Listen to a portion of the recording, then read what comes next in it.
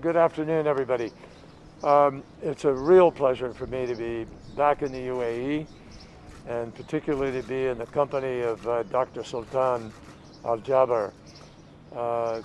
He is my counterpart in this effort to make Glasgow a success and bring our nations to a place where we are addressing the climate crisis with the seriousness that it demands.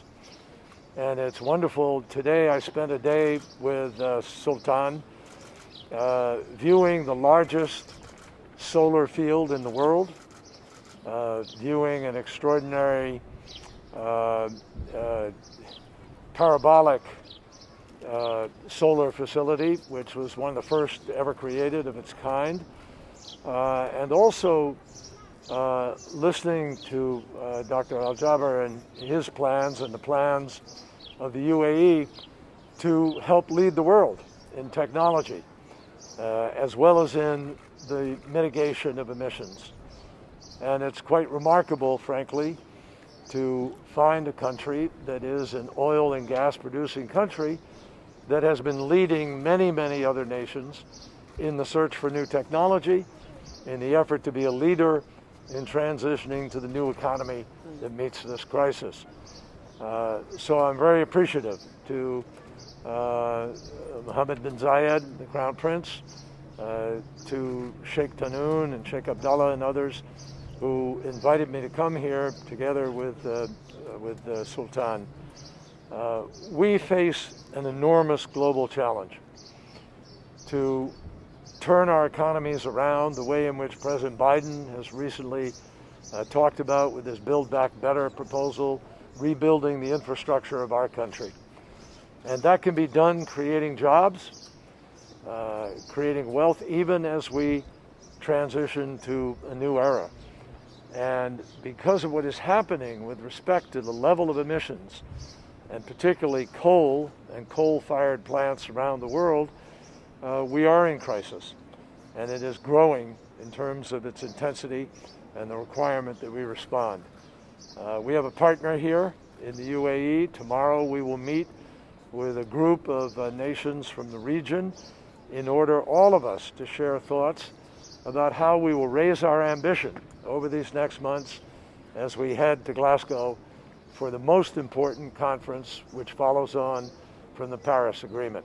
President Biden immediately re-entered that agreement, and he intends to do everything in his power to lead the United States back to this table in a constructive and thoughtful way that will meet the needs of the future. Well, thank you. Thank you for the question.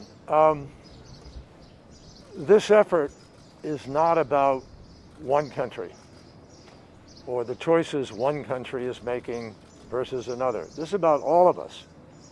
Every country in the world has to now begin to carve out a plan to reduce the emissions, the greenhouse gas emissions, that are warming the planet at an alarming rate, intensifying storms all around the world, that are changing the chemistry of the ocean, that is melting the ice of the Arctic and the Antarctic, changing sea level, threatening nations everywhere.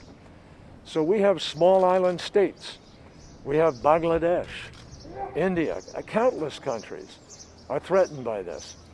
And what Dr.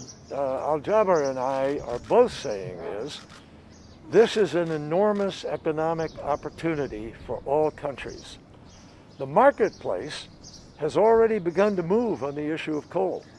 The marketplace in America, in Europe, in many other places, banks and private entities will not lend money to a new coal-fired plant. The market has made that decision. The world really has made that decision.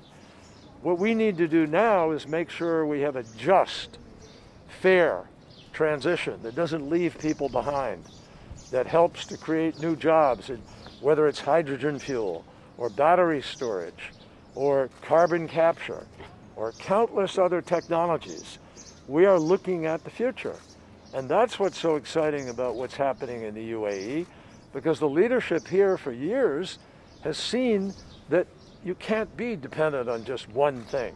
You need to have a diversified economy. You need to build towards the choices that all governments face now about how together we are going to address this crisis.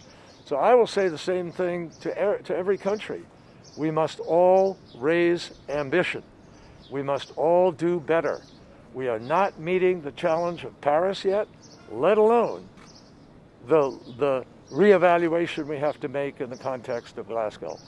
This is doable.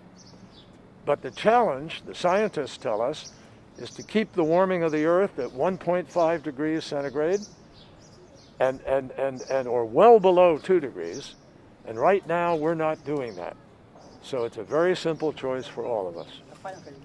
I'm sorry, just one question. I'm sorry. Would you like to respond soon? Blame them, not me. I didn't. Raya for lobby from Reuters. Well, that's a very, very good question, and we're going to be talking about that tomorrow with all of the countries coming here. And tomorrow we will lay out in some detail some of the things we're thinking about. But what we want to do is be helpful. Not here to tell anybody what to do. We're here to try to talk through a problem we all share and find a common way to address that, recognizing that countries just can't shut down any more than we did in COVID. You can't shut down. You've got to continue to try to provide a revenue base, keep your people employed, have stability. So you've got to transition in a way that makes sense. What we need to talk about, all of us together, is how do we do that? How do we help each other?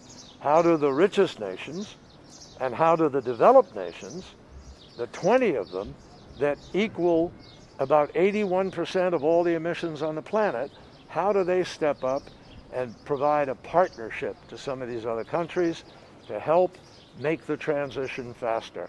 So this is the conversation we'll have tomorrow, and this is what President Biden is committed to doing with his summit on April 22nd, where the United States will announce our intended reductions together with a bunch of other nations, and where we will help reach agreement on the many different ways we can work together in order to address this crisis. And I'm actually optimistic that countries can come together and get this done.